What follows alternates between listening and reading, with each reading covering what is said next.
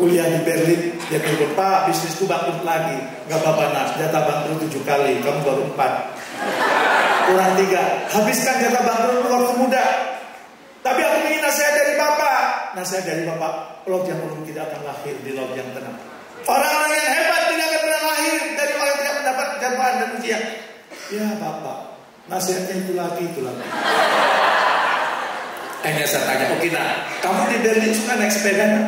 Iya Pak. Kalau kamu naik sepeda, sepedanya kan digenjot. Dan ini sepeda biasa, bukan sepeda listrik. Tapi sepedanya tetap jalan nah, padahal gak digenjot. Kenapa? Diturunan. Kalau kamu naik sepeda harus digenjot berarti ditanyakan. Apa pelajarannya nak? Kalau hidup kita serba mudah, jangan-jangan itu sedang menurun, tapi kita tidak sadar.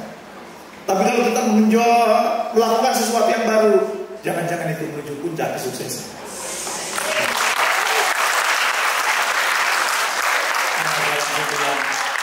Ini baru nasihat Pak. Thank you Pak, itu betul. Jadi Pak, Ibu yang tadi dapat tugas di Transyogi, berarti itu tantangan. Kalau ada hambatan, anggap saja sudah menuju puncak kesuksesan. Kalau sudah ketemu tantangan, ya, biasanya dia bisa melakukan tantangan-tantangan, kemudian apa?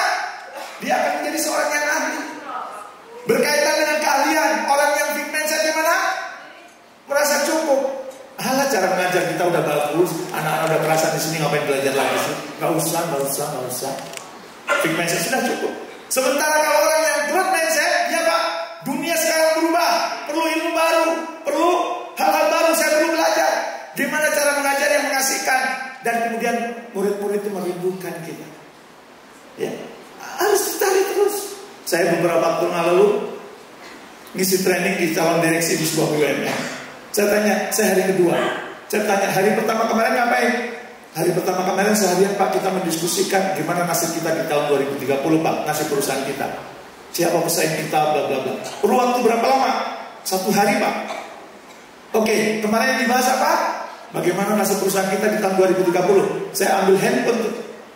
Saya tanya ChatGPT, bagaimana nasib perusahaan ini tahun 2030? Langsung muncul.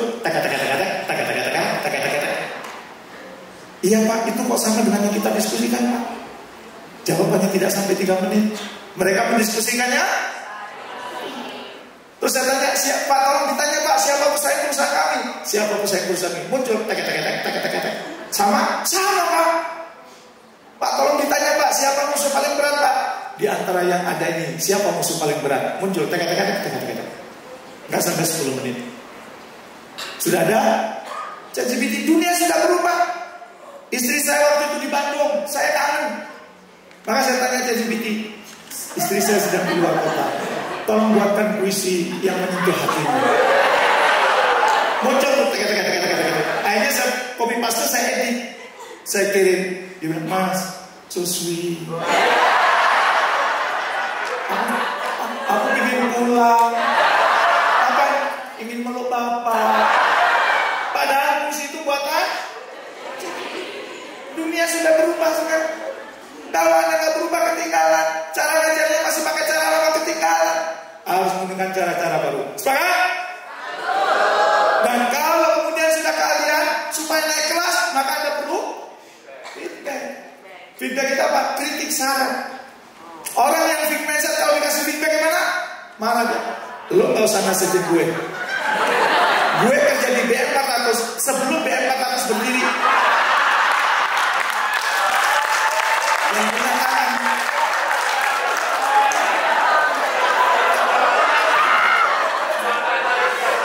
Lo nggak usah nasihatin gue. Waktu kuliah IPK gue 4,0. Lo 4,0 2 semester. Semester ganjil 2,0. Semester genap 2. Dijumlah 4,0. Lo nggak usah nasihatin gue. Itu orang ya.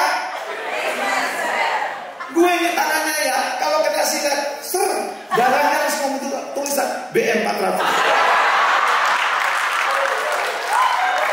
Nggak usah nasihatin. Gue udah pengalaman bandingkan lo. Lo anak kemarin sore, pipi saja belum lurus. Itu orang ya. Sementara orang yang goten saya kalau dikasih feedback apa? Senang. Thank you Pak. Saya akan menambah feedback lagi Pak. Kenapa? Saya melihat telinga saya nggak bisa, kecuali pakai cermin. Berarti apa? saya juga tidak bisa melihat sisi-sisi negatif semuanya. Dan Anda sekarang menunjukkan kepada saya. Thank you, thank you, thank you. Kalau sudah sering dikasih feedback kayak apa? Jadi orang sukses ya. Orang yang bisa kalau kasih lihat orang sukses apa? Sirik ya. Loh, Pak yang diangkat Pak Hadi. Kok bukan saya? Nah, kalau saya dibawa ke sana diinjek sama Pak Hadi, diinjek. Oh, pantesan kemarin Pak Hadi pulang ke kampung ke Gunung Kawi. Kalau pulang dia ke jambatan. Itu orang ya. Sementara kalau yang ikut mindset, wih Pak Hadi naik, saya perlu belajar sama dia. ATP, amati tiru plek. Kenapa dia kok dipercaya? Bapak malu dong ATP. Oke, ATM, amati tiru modifikasi. Maka kalau kemudian kita nanya ini enak, kita berkumpul. Saya sebagai pengusaha juga nanya kepada pengusaha yang sudah berhasil. Kami pernah datang ke salah satu konglomerat di Indonesia. Pak, gimana supaya bisnis kami makin berkembang Pak? Kami menjadi konglomerat seperti Bapak sehingga kami nyumbang bisa lebih banyak. Apa jawabannya? Benar kamu ingin makin kaya. Benar kamu perusahaan ingin bertambah. Kalau benar jawabannya satu. Apa itu? Perlakukan orang tuamu seperti raja, maka rezekimu akan datang seperti raja. Kalau kamu perlakukan orang tuamu seperti pembantu, maka rezekimu akan datang seperti pembantu. Maka sejak saat itu saya perlakukan orang tua saya seperti, kalau saya ditelepon, Mel pulang saya. Kalau dulu saya tanya, Mel pulang, ada apa Pak? Ini enggak terlalu penting Pak, lain kali Pak. Sejak saat itu, kalau saya ditelepon Pak, saya pulang, ada apa Pak? Sampai langsung saya cium tangannya, saya peluk, ada apa Pak? Ya Bapak kamu sama kamu. Bapak ingin dipeluk sama kamu. Sekarang Bapak udah dipeluk, udah puas, kalau mau balik lagi. Kalau zaman dulu saya marah, tapi ini yang saya peluk siapa? Raja ini. Nggak bisa dimarahin ini. Dan sejak saya minta alhamdulillah, bisnis saya terus berkembang. Kenapa? Karena memperlakukan orang tua seperti raja. Oke, kalau melihat penjelasan ini, berarti sebagian besar Anda yang ada di sini fixed mindset atau growth mindset? Yakin? Oke, saya berbaik sangka. Pertanyaan saya, bolehkah kita fixed mindset? Nih, saya kasih ilustrasi. Agustusan di kompleks saya ada perlombaan pingpong. Grup saya juara 1. Tapi saya nggak bilang gini, yuk kita ikut kompetisi kecamatan yuk. Setelah itu nanti kabupaten, setelah itu provinsi. Enggak, buat saya pingpong itu hanya untuk perhubungan, untuk meningkatkan hubungan dengan orang. Dalam urusan ini saya boleh. Tapi untuk pekerjaan yang mau Anda tekuni, Anda wajib.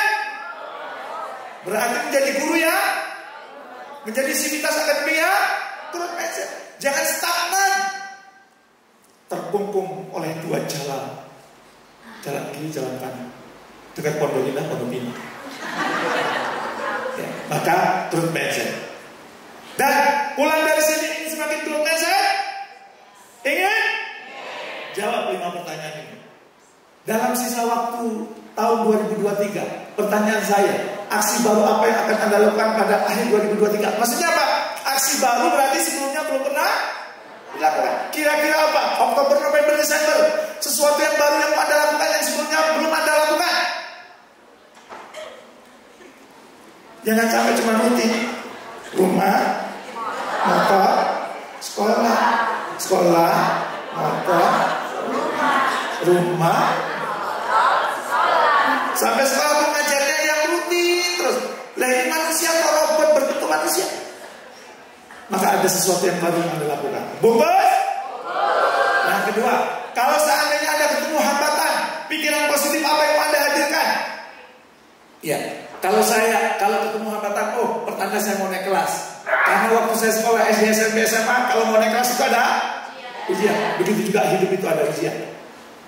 Terus pertanyaan ketiga, keahlian apa yang mau Anda pelajari di tahun 2023 ini? Feedback, Anda mau minta feedback dari siapa? Dan Anda mau belajar dengan orang sukses siapa? Silahkan nanti diisi. Nanti materinya saya tinggal masuk skrip. Bisa disebar kepada guru, ini diisi. Supaya pulang dari sini semuanya growth mindset. Masuk ayo? Masuk. Ada satu lagi. Kalau kita mau happy and productive, maka apa? Ayo bekerja dengan tangan kanan. Nih, saya suka main pingpong, biasa pakai tangan kanan. Tiba-tiba musuh saya datang pakai tangan kiri. Kurang aja. Lawan saya pakai tangan kiri. Saya main pakai tangan kiri. Menang atau kalah? Kenapa? Karena dia bekerja dengan tangan kanannya, saya bekerja dengan kelemahan saya. Maka kalau Anda mau happy and produktif, maka bekerja dengan tangan kanan. Yang itu akan membuat, yes, ini gue banget nih, gue banget nih, gue banget. Ya, pertanyaannya, Pak, gimana bisa bekerja dengan tangan kanan supaya kita gue banget? Maka apa? Anda perlu mengenali diri Anda. Jangan sampai kita kerja asal kerja, kalah terus. Kenapa? Karena kita nggak kenal diri kita. Ini yang belajar biologi ada kan? Fenotip kita ini gabungan dari genetik plus lingkungan.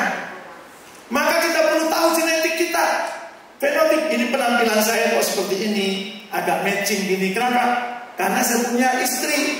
Yang dulu istri itu adalah pendampingnya siapa artis? Mbak?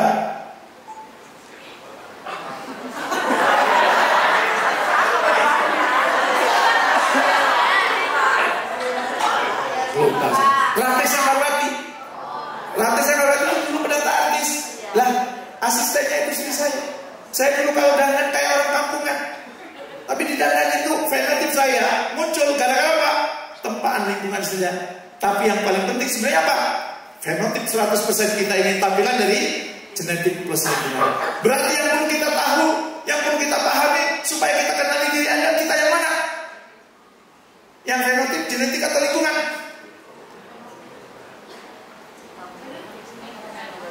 Supaya kemudian Anda hidupnya, yes, ini gue banget, saran saya. Yang genetiknya dong Anda tahu. Yang aslinya, yang Allah sudah kirimkan kepada Anda perlu tahu. Apa itu? Lupakan genetik cuma 80%, 20%. Lingkungan itu membentuk kita 80. Kenapa pilih yang 20? Hukum Pareto berlaku. Pilih yang kecil yang dampaknya gede. Saya kepada anak-anak saya, kepada karyawan saya, selalu saya tes, kamu genetiknya apa? Dan kalau sudah kamu genetik, bekerja sesuai genetik kamu enjoy, kamu masuk, yes, ini gue banget, ini gue banget, ini gue banget, gue banget. Dan kalau kita belajar strata genetik itu, pertama jenis kelamin, ada laki-laki, ada perempuan. Ketahuan kan? Ada juga golongan darah AB, A, B, O. Setiap dari miliaran penduduk bumi ini sudah dikelompokkan menjadi 4. Dan ada yang jarang dibahas, tapi itu menentukan kecerdasan kita, namanya mesin kecerdasan. Yang itu pusat otak, kendali diri kita itu ada pada otak kita. Makanya ada hukum yang namanya the law of projection. Hukum apa? The law of projection. Ini layar, di sana laptop. Pertanyaan saya, gambar di layar ini berubah kalau gambar di mana diubah? Laptop. Layar itu kehidupan nyata, laptop itu adalah pikiran kita. Maka kehidupan kita ditentukan sama pikiran kita. Allah sesuai dengan prasangka hambanya. Ada hukum yang namanya the law of projection, sama dengan hukum gravitasi. Benda kalau dijatuhkan, jatuhnya kemana? Hukum apa ini? Yang jatuhkan Jamil Azhari jatuhnya kemana? Bawah. Yang jatuhkan Saiful Jamil, saya garis bawahi ya, saya tidak ada hubungan dengan Saiful Jamil. Itu hukum gravitasi. The law of projection juga begitu, berlaku umum. Apa yang dipikirkan, itulah yang menjadi kenyataan. Maka kalau ada orang yang berpikir, aku itu menanam wong kere, tahu kere? Miskin. Aku itu menanam wong kere, bapakku kere, mbakku kere, saudaraku kere, bahkan di dalam tulangku ada tulisannya kere. Sampai meninggal, kere. Allah sesuai dengan rasa kamu. Pengendali kita adalah otak kita. Maka perbaiki otak kita. Ini teorinya banyak ya. Ada teori Jung, ya, ada McLean, ya, ada kemudian teori-teori yang lain, Nick Herman dan sebagainya. Saya kebetulan mengambil teori yang ditemukan oleh orang Indonesia Pak Farid Purnima, bahwa otak kita itu, jari kita ini adalah cerminan otak kita yang keluar. Ada orang dominan otak kiri bawah, namanya orang sensing. Ada yang dominan neokortek kiri, namanya orang thinking, ada yang dominan orang otak tengah namanya insting, ada yang kanan atas namanya intuiting, ada yang kanan bawah namanya feeling. Kalau kita menemukan ini, maka hidup kita menjadi lebih mudah. Oh, saya ini orang feeling, maka pakai cara kerjanya cara kerja orang feeling. Maka saya kerja apapun saya apa? Selalu menggunakan cerita. Anak saya itu anak sensing. Sensing itu chemistry-nya harta. Maka kalau menjelaskan sesuatu selalu katakan, ini kalau kamu berhasil duitnya banyak nih. Senang dia. Anak kedua saya orang thinking. Maka nak, suatu saat kalau kamu cek kamu punya jabatan di sini. Senang dia. Karena orang thinking itu chemistry-nya tahta. Orang itu kalau ide-idenya dihargai, idenya banyak, senang dia. Dan ada orang feeling, kalau dia dihormati, diapresiasi, senang dia. Dan ada orang insting, pokoknya dia bisa bermanfaat buat orang lain, senang dia. Maka kita perlu mengenali itu. Supaya apa? Kita kerja nggak asal kerja sesuai dengan mesin penjelasan. Dan ini simple, ya, akurat. Ya. Saya tadinya nggak terlalu percaya dengan jaring, tapi begitu teman saya pulang dari Amerika, dia belajar dari FBI, dia bilang, ternyata kejahatan orang itu bisa diprediksi dari sidik jari. Oh, ini nanti makin jahat ini. Oh, ini nanti kalau dipenjara, setelah dipenjara ini makin jahat. Oh, ini nanti makin baik. Sidik jari. Ya, maka ayo kita kerja sesuai dengan mesin kejelasannya. Saya menyarankan sih pakai Stevie. Banyak. Oh Pak, di sini udah pakai Pak MBTI, udah pakai ini. Kalau itu yang dipakai adalah fenotip. Saya mengajak Anda untuk yuk lihat genetiknya. Dan ini kalau boleh jadi, BM400 itu mengembangkan murid-muridnya menggunakan metode Stevie. Itu kayaknya keren banget tuh. Tambah laris. Mungkin baru dibuka langsung penuh. Mungkin ya. Karena apa? Anak-anaknya terpetakan dengan sangat jelas. Orang sensing pendidikan ini. Orang sensing kejelasannya bukan di otak tapi di otot. Maka dia suruh rajin olahraga. Orang tinggi itu logika berpikirnya. Orang itu ide-idenya dibiarkan. Orang feeling itu suruh storyteller misalnya. Dan kalau itu terjadi, insya Allah kita akan menjadi jauh lebih baik. Maka Bapak dan Ibu, ya, sekali lagi, kalau kemudian kita kerjanya ingin happy and productive, hari ini saya berbagi 3. Yang pertama apa? Bekerja dengan noble purpose. Yang kedua, miliki growth mindset. Dan yang ketiga, bekerja dengan tangan kanan. Dengan saya sih menyarankan dengan kalau itu Anda ngajarnya enak. Oh, orang sensing ngajarnya begini. Oh, orang thinking ngajarnya begini. Oh, orang feeling ngajarnya begini. Orang insting ngajarnya begini. Anda menjadi enjoy, Anda akan menjadi asik. Lanjut Mas, bantu klik Mas. Dan menariknya, saya menggunakan Stephen itu bukan untuk anak-anak saya sekolah, untuk keluarga saya, untuk bisnis saya. Dan itu berjalan dengan sangat baik. Maka alhamdulillah, walaupun di tengah krisis kemarin banyak perusahaan tutup, perusahaan saya tetap untung. Saya menggunakan pendekatan Stephen. Termasuk ketika saya mendidik anak-anak saya menggunakan Stephen ini. Maka sekali lagi, ya, Stephen itu bukan alat tes ya. Stephen itu alat konsep pengembangan diri yang itu akan membantu orang menemukan potensi dirinya sehingga dia bekerja menjadi yes, gue banget. Dan kalau ada kerja yes, gue banget, peluang menjadi ibadahnya jauh lebih besar. Maka pesan terakhir, ya, yang ingin saya sampaikan, klik Mas, bantu Mas. Nih kata siapa ini? Albert Einstein. Albert Einstein mengatakan, pada hakikat semua orang itu jenius. Tapi kalau ikan dipaksa untuk memanjat pohon, ya nggak bisa sampai kiamat. Begitu juga ada anak yang potensinya gajah dipaksa terbang, dia hanya stres, kitanya stres. Maka Stephen itu membantu. Oh, kamu potensinya gajah, maka dikembangkan gaya gajah, istilahnya gitu. Oh, kamu itu cacing, kuatnya di bawah tanah, bukan lari sambil melompat. Maka kalau ditemukan, semua orang jadi jenius, semua orang jadi lebih hebat. Ya, barangkali itu yang bisa saya sampaikan. Kalau Anda sudah tahu, oh ini gue banget, temukan lingkungan yang tepat, Anda akan menjadi luar biasa. Jadi apa? Tepuk tangan buat kita semua. Jadi saran saya, stop biaya pembodohan. Terlalu banyak ikut kursus, terlalu banyak ikut les, biaya pembodohan, dia tidak tahu biaya. Saran saya, didik anak sesuai dengan kelebihannya. Stop biaya pembodohan. Dan kemudian stop, buang energi, waktu, tenaga. Untuk apa? Masih kurang Pak, masih kurang Pak. Jangan lupa, setelah ini buka handphone, cari YouTube, kemudian search Jamil Azani Official. Kalau sudah ketemu, subscribe.